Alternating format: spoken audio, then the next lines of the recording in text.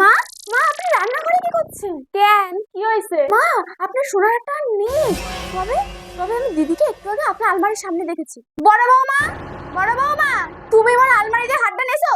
না মা, আমি তো আপনার ঘরে শুধু ওষুধ রাখতে গেছিলাম, আমি তো কোনো হার নিইনি। মা, অত কথায় না গিয়ে দিদির ব্যাগটা চেক করলেই তো হয়ে যায়। চোরকে কখনো নিজের মুখে দোষ স্বীকার করে? চলো তুমি বড় বৌমার ঘরে। হ্যাঁ মা, চলুন। হায় ঠাউর, এই দৃশ্য দেখার আগে মোর মরণটা কেন হইল না? ছি বড় বৌমা, ছি, তোমার আমি এত বিশ্বাস করতাম, শেষমেশ তুমি আমার সোনার হারটা চুরি করলা। তুমি আইজে আমার বাড়িতে বাইরে যাবা। বিশ্বাস করুন, আমি আপনার হার নিইনি, আমি নির্দোষ। তুমি কেন আপনার হার নিতে যাও? আমার কোনো অধিকার নাই এই বাড়িতে থাকার।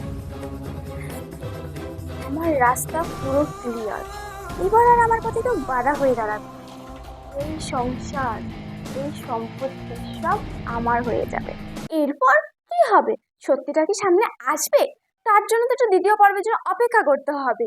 তার আগে তোমরা বলো আমার চ্যানেলটাকে সাবস্ক্রাইব করে দেবে।